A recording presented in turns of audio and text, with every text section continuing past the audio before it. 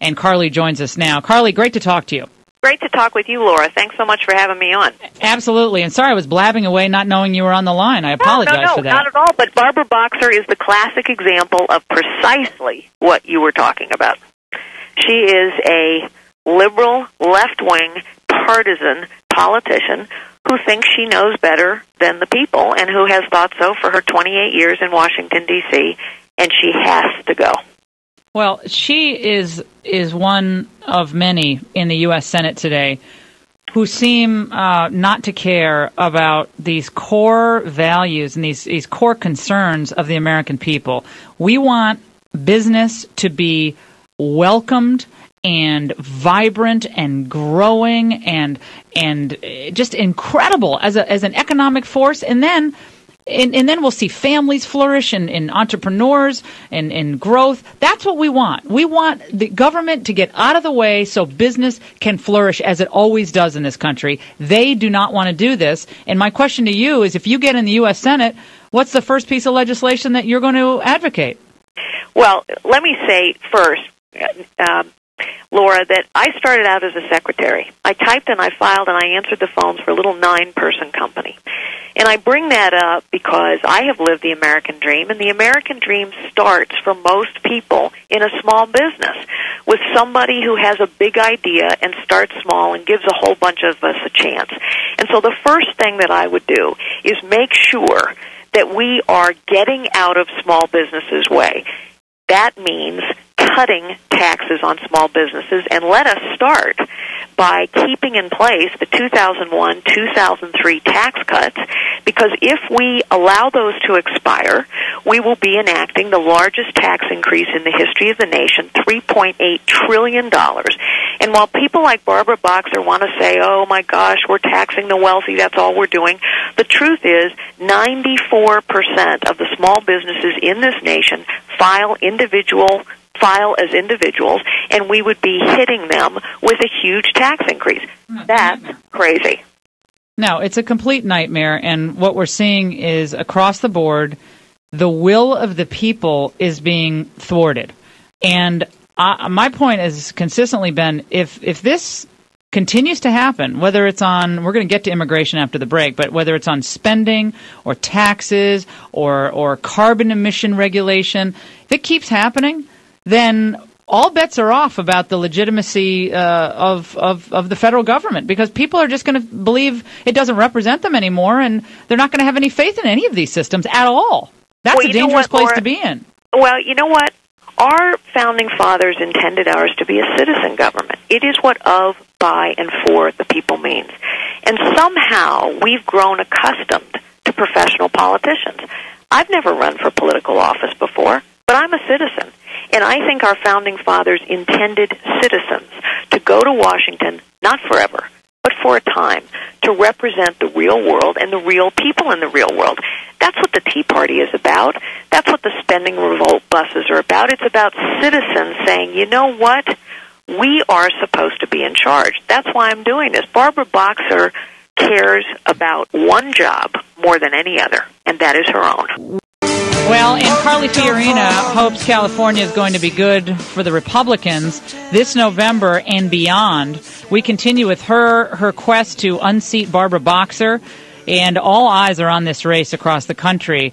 And Carly, I've said for years now that the Republicans have to get out of this hole, this electoral hole that they're always in at the beginning of a presidential race, with all of those electoral votes in California, people thinking they're just automatically going to go to the Democrats. So your win will actually, I think, give people a lot of hope that things are possible in the presidential as well. Well, I think that's right. I think it's critically important that the largest economy in the nation recover, and we cannot recover with Barbara Boxer in office, because all she knows how to do is tax and spend. And you're absolutely right. You know, California is a harbinger of things to come for the nation. It's a proof positive of what happens when government gets too big and entitlements get too rich and taxes get too high and regulations get too thick. We're destroying jobs. We're bankrupting cities. Our state is, for all practical purposes, bankrupt. It's important to the people across the nation that we retire in November, Barbara Boxer, one of the most powerful senators in Washington, D.C., by the way. She's the only sitting senator who chairs 2 committees. She backs card check and cap and trade. This is a powerful, punitive, liberal, left-wing senator who needs to be defeated. And if your listeners would be willing to help me, please go to Carly for CA, Carly, FORCA.com, and find out more about our campaign. We've linked it up on lauraingram.com under our guest section, so absolutely people can link through to that. Let's say you're in the Senate now, and the Kagan nomination comes up for confirmation. Would you vote for her? I would not. I would not.